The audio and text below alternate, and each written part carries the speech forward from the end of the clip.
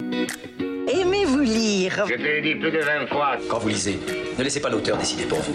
Non, c'est à vous de décider. FDL, la fréquence des loisirs, c'est l'instant fréquence des lectures pour les fans de lecture. Aujourd'hui, c'est la chronique Album Jeunesse présentée par Emma.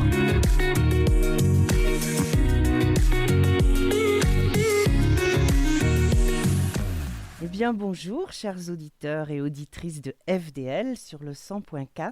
Aujourd'hui c'est effectivement mercredi littérature jeunesse et c'est une émission spéciale. Une émission spéciale Philippe Corentin avec cette fois 2 livres de lui que je vais vous présenter. L'ogre, le loup, la petite fille et le gâteau paru en 1995 et Mademoiselle tout à l'envers en 1991. Pourquoi Philippe Corentin ?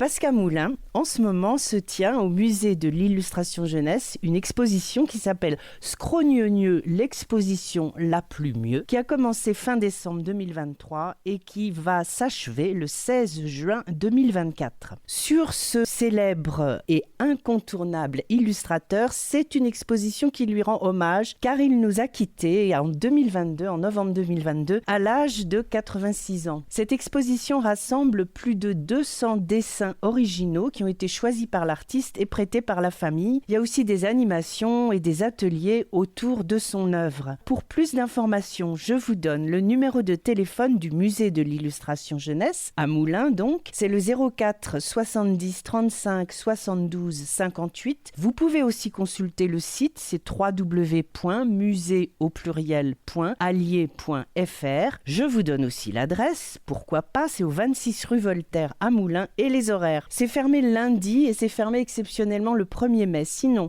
vous pouvez y aller tous les jours, du mardi au samedi, de 10h à midi et de 14h à 18h l'après-midi. Les dimanches et jours fériés, c'est seulement de 14h à 18h. Et c'est pas très cher. J'ai vu que les tarifs adultes, c'était 5 € et enfants, je crois que c'est 3. Et il y a certainement des tarifs particuliers. Pour me permettre de vous faire partager cet univers si personnel et si généreux de Philippe Corentin, l'École des loisirs, qui a publié une bonne vingtaine de ses ouvrages, a fait parvenir à la radio une sélection de livres. Et c'est ceux-là que je vais vous présenter au fil des émissions du mercredi. Un grand merci à l'École des loisirs. Je vais parler un petit peu de Philippe Corentin. Donc il est né le 16 février 1936 à Boulogne-Billancourt. Son vrai nom c'est Philippe Lesault. Il a un frère jumeau qui s'appelle Alain Lesault, qui est également auteur jeunesse, illustrateur et directeur artistique. Il est décédé, lui, beaucoup plus tôt, en 2015. Philippe Corentin a passé son enfance à Quimper. Il s'est mis au dessin d'humour en 69, puis aux nouvelles et à l'illustration des nouvelles. Ses premiers dessins paraissent dans L'Enragé et il a fait beaucoup de dessins pour adultes, de dessins humoristiques pour adultes. Il a travaillé également pour lui, pour Playboy, etc. Puis, il se tourne à un moment vers la littérature jeunesse parce qu'il s'est rendu compte qu'il aimait vraiment beaucoup raconter des histoires. Mais il a gardé cette patte, quelque part, d'humoriste aussi pour adultes. Il s'est réadapté au public enfantin, mais il y a encore chez lui vraiment cette patte-là. Il y a un humour vraiment et un trait qui est très drôle. Ces livres, justement, s'adressent aux enfants, mais ils s'adressent aussi aux adultes parce que, justement, l'humour y est absolument constant et même parfois un peu féroce, on pourrait dire ça. Mais il dit avoir aimé ou aimer se plier aux contraintes de la littérature jeunesse, car vraiment son objectif c'est de raconter des histoires qui bougent, des histoires où l'intensité ne se perd pas. Il aime bien garder le rythme et il faut en littérature jeunesse être compréhensible au premier degré. Mais évidemment, dans son écriture et même dans ses images, il y a bien plus qu'un premier degré, il y a vraiment plusieurs degrés. Il mélange dans ses personnages les animaux et les humains comme s'ils partageaient vraiment tout à fait naturellement le même monde. Ces animaux sont habillés, ils ont les traits de caractère vraiment empruntés à l'homme. Par contre, ils sont toujours drôles et un peu absurdes. Les textes et les images sont absolument inséparables chez Philippe Corentin, ça fonctionne ensemble pour faire rire. Il a un vocabulaire recherché, les noms des personnages sont assez drôles et insolites souvent, il y a beaucoup de jeux de mots dans les textes. Il y a vraiment, ce qui ressort vraiment, c'est un humour puissant qui se répartit vraiment entre le texte et les illustrations de façon équivalente, je dirais. Il détourne souvent les personnages traditionnels des contes pour enfants. C'est comme ça qu'on va retrouver dans beaucoup de ses livres l'ogre, le Père Noël, le chaperon rouge et bien sûr le loup. Ces histoires ne sont pas effrayantes, même si parfois le dessin peut paraître impressionnant. Elles sont plutôt loufoques et la plupart du temps, elles se terminent par une pirouette. Ces héros s'obstinent dans des aventures grandiosement échafaudées, finissant toujours avec un éclat de rire. Et une autre, ils ont la truculence et la mauvaise foi chevillées au corps. Et ça vraiment, dans énormément des livres de Corentin, on va pouvoir le constater. Qu'est-ce que Philippe Corentin dit lui-même et de lui-même ?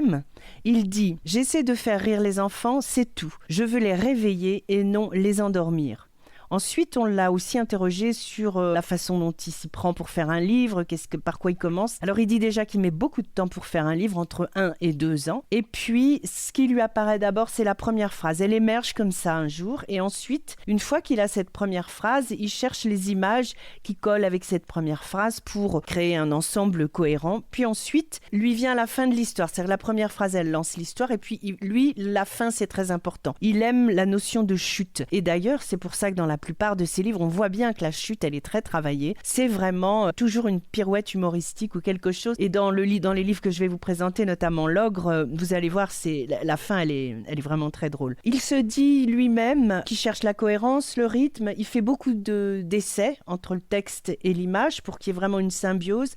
Mais il dit lui-même de lui qu'il est plutôt un illustrateur qu'un écrivain. Et il a tendance à dire que ses textes sont plutôt des légendes pour accompagner l'image que des textes en soi. Mais on le verra, c'est pas vrai pour tous les livres. Le texte et l'image sont vraiment indissociables. Et il y a même parfois, au-delà de la symbiose des deux, il y a même une notion de contradiction entre le texte et l'image. C'est-à-dire que le texte va contredire l'image qui nous est montrée et souvent, cette contradiction entre le texte et l'image sert à montrer la mauvaise foi, à souligner la mauvaise foi du héros.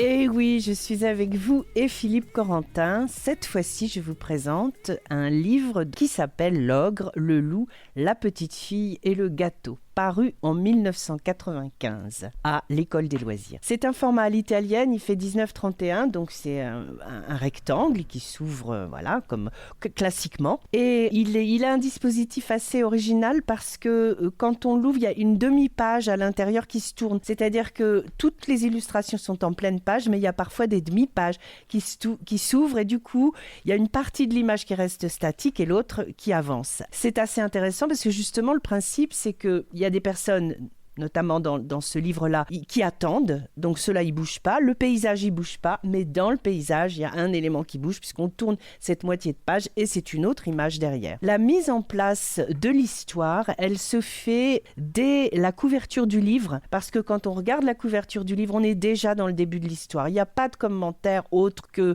le titre du livre et la signature Philippe Corentin, mais on est déjà dans une histoire. Et quand on tourne la page de garde, c'est la même chose, c'est-à-dire que dès la page de garde, il y a ce dispositif de la demi-page. Donc, sur la page de garde, on est sur quelque chose un paysage très statique. Je tourne la page et là, la demi-page, j'ai un oiseau qui s'est déplacé, j'ai le titre du livre, le nom de l'auteur, le nom de l'école des loisirs et puis les détails qu'il y a habituellement sur les premières pages dans un album jeunesse. Corentin, il exploite vraiment toutes les possibilités du livre, y compris la couverture, y compris même, vous le verrez, la 4e de couverture. La couverture, c'est très drôle parce que contrairement à beaucoup de livres, sur la couverture, on retrouve les personnages et puis c'est comme un moment de l'histoire qui est arrêté là pour les présenter. Dans l'ogre, le loup, la petite fille et le gâteau, pas du tout. L'histoire, elle a commencé déjà. La couverture, je vais vous la décrire parce que c'est vraiment très drôle. C'est 4 personnages qui marchent. Ils sont donc sur un fond, sur un espèce sur du sable. On va dire que c'est du sable, ou de la terre très claire, genre ocre clair. Et puis un fond de ciel bleu. Tout ça, c'est de l'aquarelle, des pastels, voilà. En tête de cette petite bande donc qui se déplace de la gauche vers la droite, il y a un gâteau. Le gâteau, c'est vraiment un chou à la crème qui déborde un peu de crème. Il est couleur gâteau, marron clair. il a une petite collerette qui représente donc qui est la crème verte qui coule. Il a une tête ronde évidemment posée sur cette collerette. Sur sa tête, au sommet de la tête, il a un petit peu de chantilly et une cerise rouge. Ça fait comme un chapeau. Et puis la crème, elle dégouline aussi sur ses yeux. Ça fait comme un masque un petit peu. Et il a des petites chaussures bleues et il a 2 pieds, 2 bras et il marche péniblement en s'appuyant sur un bâton. Juste derrière le gâteau, il y a la petite fille. Alors la petite fille, elle porte une robe bleue, un chapeau blanc qui tient un peu du bonnet de nuit, un petit peu avec une visière, un petit chemisier à manches dentelle, une robe bleue donc je l'ai dit, et puis des petits souliers bleus et blancs qui vont très bien à la fois avec la couleur de la robe et la couleur du bonnet. Derrière la petite fille, il y a le loup. Alors le loup, il est habillé avec une salopette verte, il porte des petites chaussures marron, il a un t-shirt marron de la couleur du gâteau à la crème d'ailleurs. D'ailleurs le vert est à peu près le même aussi que le gâteau. Et voilà pour le loup. Et derrière ces 3 personnages, il y a l'ogre. Alors l'ogre, il est plus grand évidemment. C'est un homme de taille normale, je dirais. Il porte sur la tête un casque colonial, en bandoule. Il est habillé en tenue coloniale, vraiment, en pantalon bouffant, clair, beige, les chaussettes bleues, les chaussures noires, la besace bleue, et il porte évidemment un fusil. Et avec ce fusil, il fait avancer finalement le loup, la petite fille et le gâteau. Et l'ogre, il fait un vague sourire, on voit ses dents qui dépassent, on voit qu'il a des dents quand même assez nombreuses et bien rangées. Les personnages devant marchent sous la menace donc de l'ogre, on imagine bien ça, mais ils n'ont pas du tout l'air d'avoir peur. Ils ont plutôt l'air d'être de s'ennuyer, d'être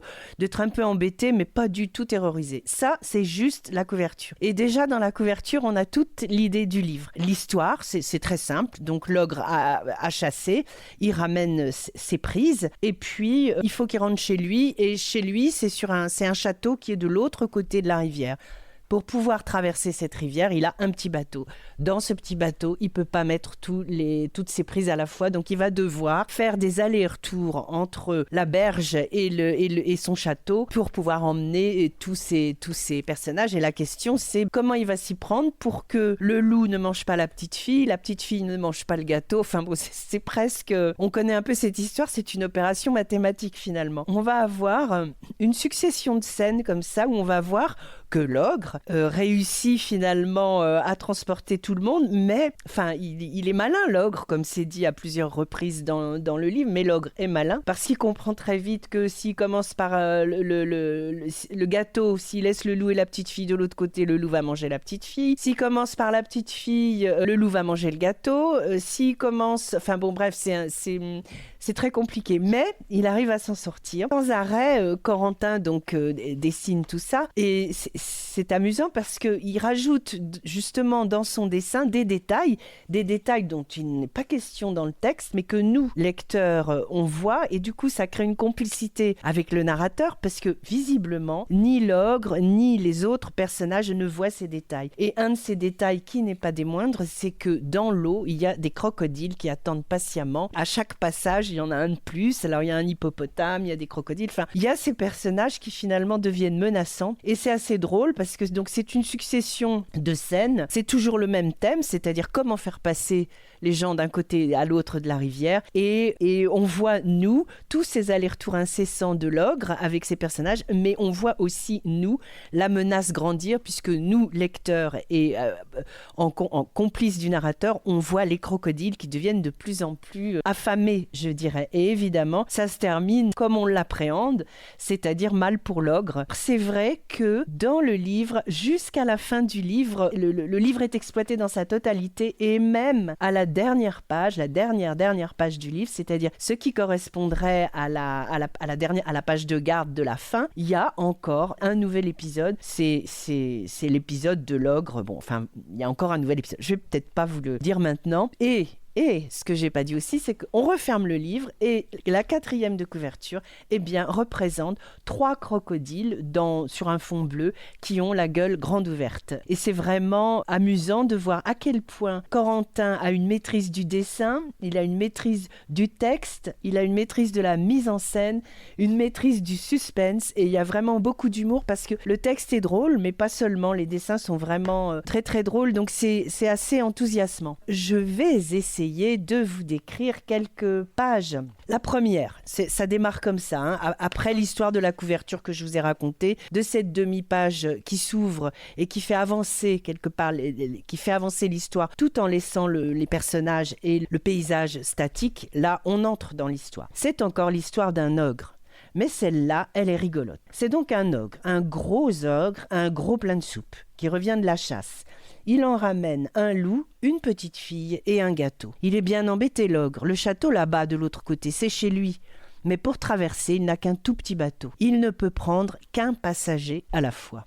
Et voilà le début de l'histoire. Il va falloir qu'il fasse passer tout le monde. Sur cette image, à gauche de l'image, il y a l'ogre debout, qui regarde son château au loin, qui tient toujours son fusil, qui est toujours dans la même tenue, casque colonial. Il a un énorme nez, c'est son nez qui dépasse tout le temps. Derrière lui, le loup est assis et là, on sent qu'il est fatigué, embêté, mais il pleure pas, il est pas plus effrayé que ça. Par contre, la petite fille et le gâteau, qui sont l'un à côté de l'autre, eux, ça y est, ils en peuvent plus, ils ont marché jusque-là et ils pleurent. Donc il y a un petit côté un peu triste. Bon, je tourne les pages et ce qui se passe, c'est que l'ogre traverse d'abord avec la petite fille. Il se dit, c'est le mieux, je vais laisser le loup et le gâteau, mais il faut que je me dépêche parce que le loup va manger le gâteau. Et en fait, il décide qu'il va ramener le loup. Et là, l'image, c'est là, on commence à voir le crocodile et un hippopotame qui ouvre grand la gueule. D'un côté, il y a le gâteau qui prend son temps, qui a les pieds trempés dans la rivière. De l'autre côté, donc sur la berge où il y a le château, il y a la petite fille qui attend que l'ogre revienne. Et cette fois, l'ogre revient avec le loup. Donc le loup dit, ah ça c'est bon la petite fille, c'est tendre, c'est sucré, miam miam. Il aime pas les gâteaux. Évidemment, la petite fille crie maman, etc., etc. Je vais pas vous raconter toute l'histoire en détail, mais c'est vraiment très très drôle parce qu'on voit l'ogre qui est agacé finalement par les réactions de chacune de ses proies et qui quand même ne veut pas les laisser se manger entre elles. Donc voilà, c'est l'histoire qui continue comme ça et jusqu'au bout, et même comme je le disais, la dernière page, l'ultime page, c'est encore un détail loufoque. Lisez l'ogre, le loup, la petite fille et le gâteau, c'est vraiment très très drôle, extrêmement bien dessiné, typique de l'univers de Philippe Corentin. C'est un incontournable de la littérature enfantine.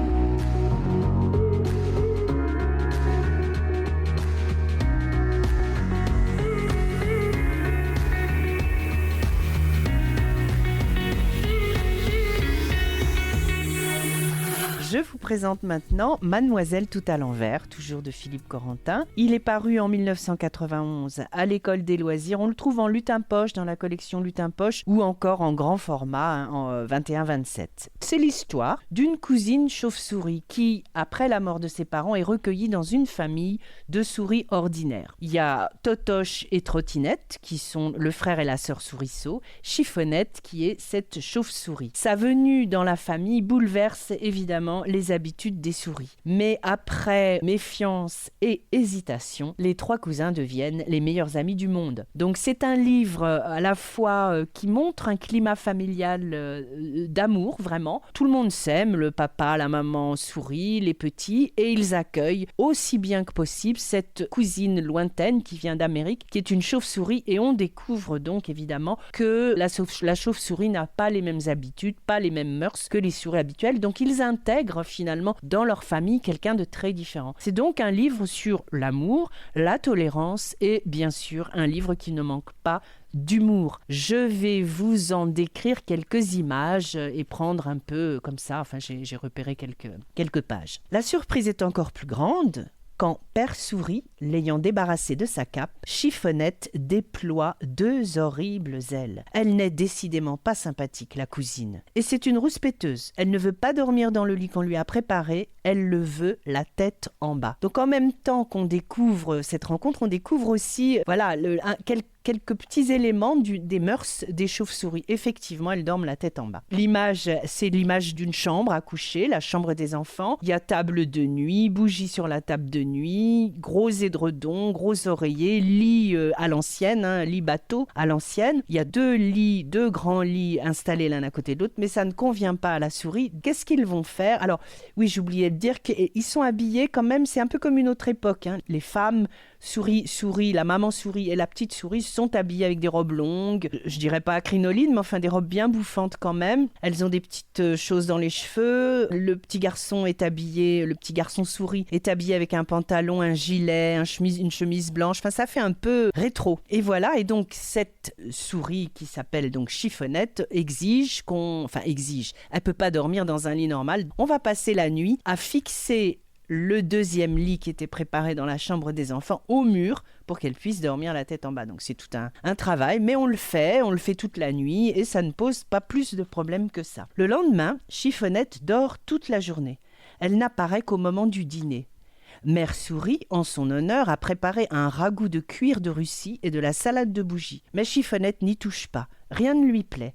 « Je préfère la salade de papillon, dit-elle d'un air dégoûté. »« Pouah !» fait Trottinette. Donc c'est toujours en double page, les images prennent toute la taille du livre. Donc on est autour d'une table, c'est l'heure du repas, il y a une nappe blanche, des couverts, des rideaux, alors il y a une fenêtre quadrillée, des rideaux à pois, des gros rideaux à pois, un escalier qu'on suppose évidemment mener aux chambres, à l'étage, un broc, un balai posé, voilà, le sol est en parquet, c'est vraiment, tout est bien ordonné, c'est une vie de famille classique. Et Chiffonnette, au bout de la table, en invitée, dit donc qu'elle ne veut pas de ce qu'on a préparé pour elle. Une autre image encore, c'est le soir. Alors, pendant la nuit, Chiffonnette, en fait, vole toute la nuit dans la chambre. Donc, elle empêche les deux souriceaux de dormir, puisqu'elle dort le jour, mais pas la nuit. Et les enfants, évidemment, ont du mal à dormir, donc on fait venir le médecin une fois. Et puis, les enfants sont pas très contents pendant que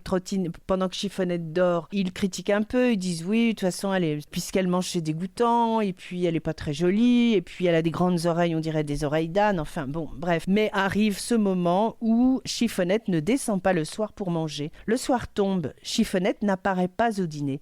Mère Souris est désolée car elle lui a préparé une salade de papillons. Et pour la première fois, Chiffonnette dort toute la nuit, et encore le lendemain et la nuit du lendemain. Elle boude, elle a dû entendre, dit Trottinette. Elle est peut-être morte, dit Totoche. C'est une boudeuse, je te dis. Je l'ai tout de suite vue. Chiffonnette dort pendant toute la semaine. Non, mais quelle boudeuse, j'ai jamais vu ça, marmonne Trottinette, qui commence à se sentir un peu responsable parce qu'elle avait dit des choses pas très gentilles sur sa cousine. Le médecin est rappelé et en fait le médecin dit bah oui mais c'est juste qu'elle hiberne, les chauves-souris passent l'hiver à dormir. Voilà, et l'histoire continue comme ça et en fait au fil du temps les souris se rapprochent, elles attendent impatiemment que leur cousine Chiffonnette se réveille après l'hiver. Pendant ce temps-là, tout en attendant, elle se fabrique des ailes pour essayer de voler comme la chauve-souris. Voilà, donc on sent qu'il y a un travail qui se fait de rapprochement. Et finalement, la fin de l'histoire est assez drôle parce qu'il décide, Chiffonnette se réveille et elle emmène tout le monde. Donc les deux souriceaux et elle vont partir voler et regarder le paysage ensemble jusqu'à ce qu'ils tombent parce qu'évidemment, ils sont un peu lourds pour Chiffonnette et ils tombent dans la rivière. Et on voit le père qui arrive pour les aider à sortir de l'eau. Voilà. Tout se finit bien et finalement c'est une famille souris avec un élément en plus qui est parfaitement intégré et c'est une famille heureuse. Famille nombreuse, famille heureuse. On se retrouve mercredi prochain bien sûr. Au revoir.